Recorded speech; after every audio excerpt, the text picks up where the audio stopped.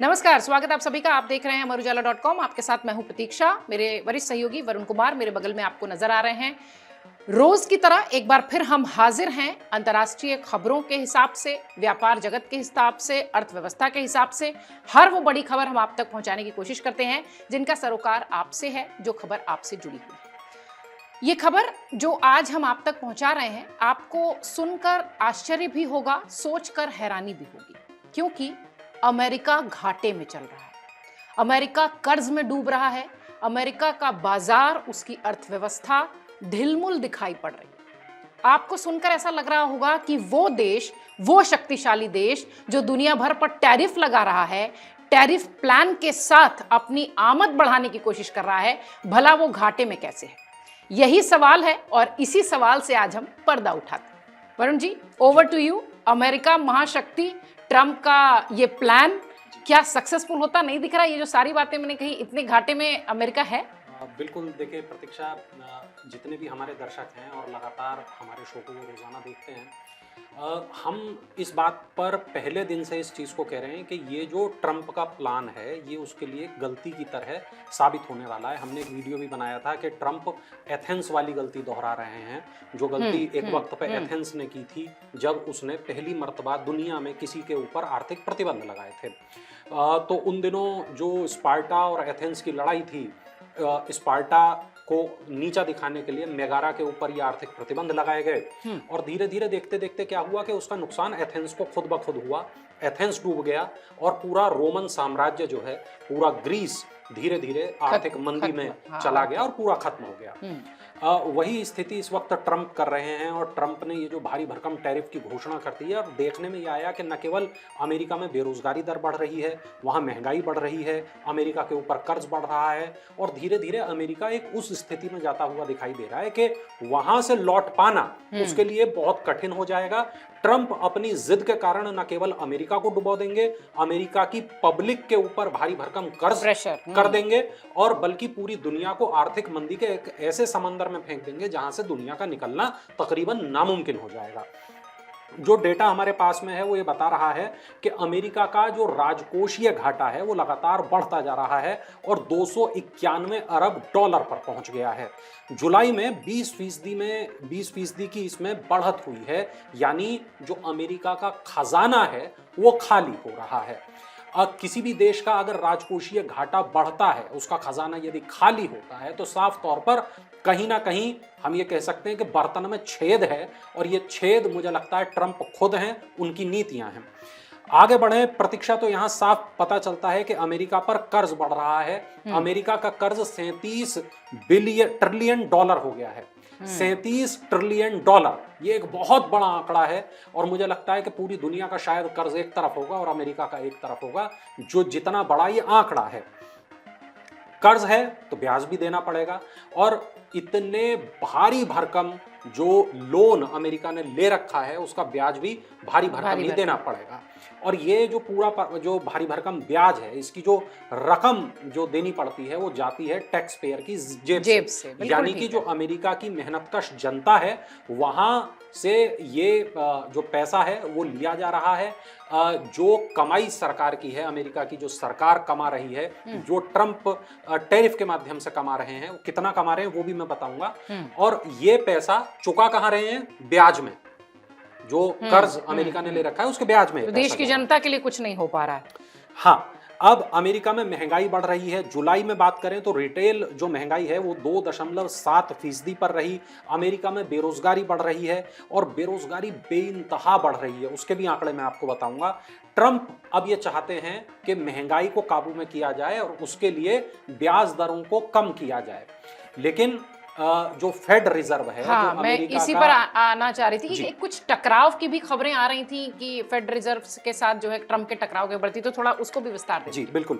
तो अमेरिका में चूंकि महंगाई ज्यादा है, तो जो फेड रिजर्व है, जब कोई भी जो सेंट्रल बैंक होता है, जब ऐसी स्थिति बनती है तब वो ब्याज दरों में कटौती नहीं करता बल्कि ब्याज दरों को बढ़ाने की कोशिश करता है।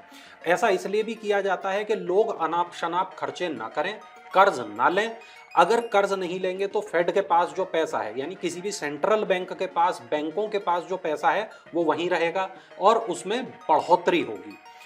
जब हमारे ऊपर कर्जा ज़्यादा होता है, जब हमारी महंगाई बढ़ जाती है, अगर हमारे खर्चे बढ़ जाते हैं, तब जो हमारे पास में सेविंग्स होती हैं हम सबसे पहले उसको बचाने की सोचते हैं। तो यही जो कोई भी सेंट्रल बैंक होता है या कोई भी बैंक होता है या फेड रिजर्व जैसा अगर बड़ा बैंक है, दुनिया के सबसे बड़े सेंट्रल बैंक्स में से एक, उसकी पहली नीति यह है कि हमें इसी वक्त अपने खर्चे कंट्रोल करने हैं। खर्चे कंट्रोल करने के लिए वो चाहता है कि ब्याज दरों में बढ़ोतरी की जाए और ट्रंप ये चाहते हैं कि ब्याज दरों में छूट दी जाए ताकि लोग ज्यादा कर्ज ले सकें, क्रेडिट कार्ड को ज्यादा यूज करें, पर्सनल लोन ज्यादा लें, ऑटो लोन ज्यादा लें, ताकि जो अर्थव्यवस्था के जो इंजन है, यानी हाथ में यदि इंसान के पैसा होगा वो खर्च ज्यादा करेगा, इकोनॉमी में ज्यादा पैसा फ्लो करेगा और इकोनॉमी का पहिया घूमेगा। लेकिन बैंक यहाँ पर इस तरीके से नहीं सोचता। बैंक यहाँ इस तरीके से सोचता है अपने खर्चे कम करो, ताकि जो आपके पास पैसा है सिर्फ उतना ही पैसा खर्च करो, जो आपको पॉकेट मनी बच्चों को जो दी जाती है उतना ही पैसा खर्च करो, उससे ज्यादा आप पैसा खर्च मत करो। लेकिन यहां पर ट्रंप इसका उल्टा चाहते हैं। हालात ऐसे हो गए कि ट्रंप और फेड रिजर्व के जो मुखिया हैं जेरोम पावेल, उनके बीच टकराव की स्थिति बन गई।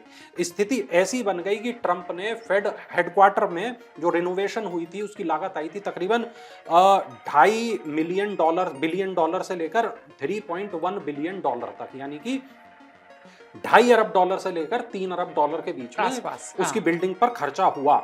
और ट्रंप ने यह कहा कि भैया तुमने इतना भारी भरकम खर्चा क्यों कर लिया, किससे पूछ कर लिया। और अब ट्रंप ये मुकदमे तक की धमकी दे रहे हैं कि आपने भ्रष्टाचार किया है या आपकी नाक के नीचे भ्रष्टाचार हुआ है और आपको पता क्यों नहीं, पता नहीं। तो ये एक अक्षम प्रबंधन का उनकी तरफ संकेत फेंक रहे हैं और ये माना जा रहा है कि ये जो टकराव है आने वाले वक्त में और बढ़ जाएगा। ऐसा नहीं है कि पहली बार इस तरह का टकराव देखने को अमेरिका में मिला हो, पहले भी ऐसा हुआ है कि जो अमेरिका के राष्ट्रपति रहे हैं और जो फेड रिजर्व के मुखिया रहे हैं उनके बीच टकराव की स्थिति बनती रही है।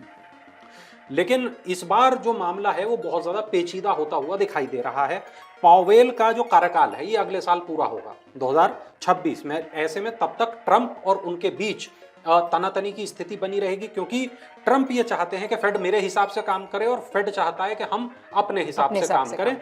तो अगर ऐसी स्थिति में कोई भी जब सेंट्रल बैंक होता है तो उसे अपने नियम कुछ उसके होते हैं, उसके हिसाब से ही वो काम करना चाहता है। और किसी भी देश का जो राष्ट्र का प्रमुख होता है वो चाहता है कि बैंक अगर मेरे हिसाब से काम करे। तो ऐसी स्थिति में टकराव की जो हालात हैं वो साफ तौर पर अमेरिका में पैदा होते हुए हमें दिखाई दे रहे हैं।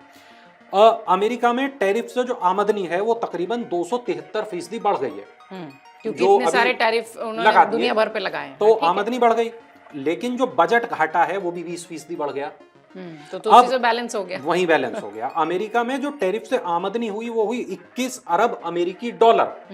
लेकिन आप ये समझिए कि आपके ऊपर कर्जा इतना ज्यादा है कि ये सारा जो पैसा है वो तो कर्ज का ब्याज चुकाने में खर्च हुआ जा रहा है।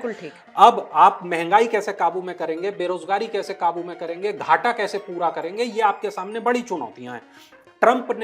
जब ट्रंप सत्ता में आए तो उन्होंने कहा कि भैया मेरे को वोट दो, मैं सब ठीक कर दूंगा।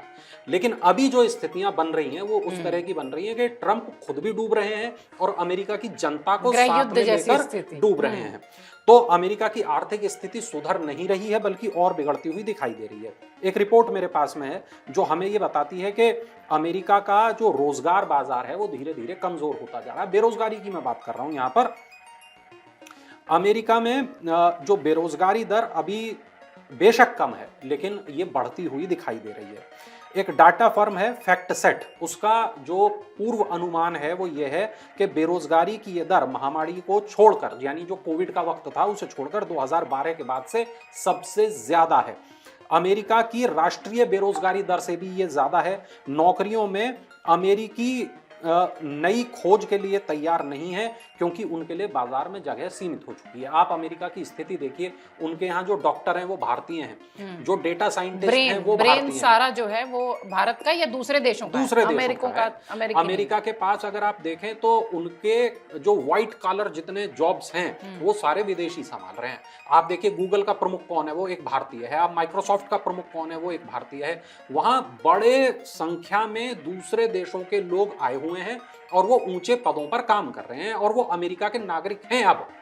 लेकिन अमेरिका के जो मूल निवासी हैं वो बहुत वक्त से इस बात को कह रहे हैं कि इन लोगों ने आकर हमारी नौकरियों पर कब्जा किया हुआ है, और अमेरिका की जो नई वीजा नीति है वो उसी तरीके की है कि बहुत ज्यादा लोग अब अमेरिका में ना जाएं ताकि अमेरिका के स्थानीय लोगों को मौका मिले और वो लोग आगे बढ़ें। लेकिन इसका दूसरा अंजाम होता हुआ दिखाई दे रहा है, और वहां पर ऐसी स्थिति बनती दिखाई दे रही है कि जहां पर छटनी होगी, जहां पर नौकरियां जाएंगी, क्योंकि अमेरिका की आर्थिक स्थिति उस तरीके की नहीं है। अमेरिका की जो बहुत पॉपुलर स्कीम्स हैं, जो फ्रीबीज वाली स्कीम्स हैं, उनका खर्चा बहुत ज्यादा है। कल हम बजट की मैं बात कर रहा था प्रतीक्षा जी, हमने समझाने का प्रयास ये किया था कि किसी भी देश का अपना एक बजट होता है, जैसा एक घर का बजट होता है, उसकी आमदनी कितनी है और उसका खर्चा कितना है। तो यकीनन अमेरिका की जो आमदनी है वो कम है और अमेरिका का खर्च बहुत ज्यादा है। खर्च लोन के ब्याज चुकाने में जा रहा है जो उन्होंने अपने कर्ज ले रखा हुआ। बिल्कुल। एक चीज मैं लास्ट में थोड़ा सा और वरुण जी आपसे समझना चाहूंगी, ये जो ट्रम्प आए, अमेरिका फर्स्ट जैसी बात कही उन्होंने, और जो वो अपने नागरिकों की बात कहने की बात अपने चुनाव प्रचार में कहते हुए दिखाई पड़ रहे थे, क्या आपको लगता है कि ये जो टैरिफ प्लान वाली जो स्ट्रैटेजी है उनकी, वो ये आंकड़े बताते हैं कि वो फेल है? बिल्कुल। देखिए, जो हमारे पास में डेटा है वो पूरी तरीके से ये बताता है कि ट्रंप का जो ये टैरिफ कार्ड था वो फेल हो चुका है। ट्रंप ने दुनिया भर के टैरिफ पूरी दुनिया के देशों पर लगा दिए। पूरी, मतलब मैं बहुत आसान शब्दों में कहूं तो ट्रंप ने ये देखा कि हम तो डूबेंगे सनम, तुम्हें भी ले डूबेंगे। बिल्कुल। तो वो अपना तो नुकसान कर ही रहे हैं, और अपने देश के लोगों को बेवकूफ बनाने के लिए, अपनी नाकामियां छुपाने के लिए उन्होंने टैरिफ जैसी स्थिति को अपनाया, और पूरी दुनिया में उन्होंने एक अजीब सा माहौल पैदा कर दिया, आर्थिक माहौल ऐसा कर दिया। अब जो नुकसान अमेरिका का होगा उतना नुकसान पूरी दुनिया का भी होगा, और फिर वो ये कहेंगे कि पूरी दुनिया ही घाटे में, मैं क्या करूं। हर सुबह उठते हैं और ट्रंप का मूड बदल जाता है, कभी किसी देश पर टैरिफ लगा देते हैं, कभी किसी को छूट दे देते हैं, कभी किसी को मोहलत दे देते हैं। वो खुद नहीं समझ पा रहे हैं कि वो क्या कर रहे हैं। लेकिन हाँ, वरुण जी ने जो आंकड़े बताए, निश्चित तौर पर जैसा कि मैंने शुरुआत में कहा था कि वो आंकड़े आपको चौंकाएंगे। वो अमेरिका जो अपने आप को महाशक्ति कहता है वो भीतर से खोखला होता जा रहा है। और सबसे बड़ी बात यह है कि ये जो टैरिफ प्लान लेकर डोनाल्ड ट्रंप आए हुए हैं, ये भी फेल होता दिखाई पड़ रहा है। बहुत शुक्रिया वरुण जी तमाम जानकारी के लिए। कमेंट बॉक्स खुला हुआ है, और आप सब हमारे जो दर्शक हैं वो कमेंट्स के जरिए किस विषय पर आप इस कार्यक्रम के वीडियो को देखना चाहते हैं वो हमें जरूर बताएं। आपके कमेंट्स का इंतजार रहेगा। अगर आप ये वीडियो YouTube पर देख रहे हैं तो हमारे चैनल को सब्सक्राइब कर बेल आइकन दबाएं, और Facebook पर देख रहे हैं तो हमारे पेज को लाइक करें।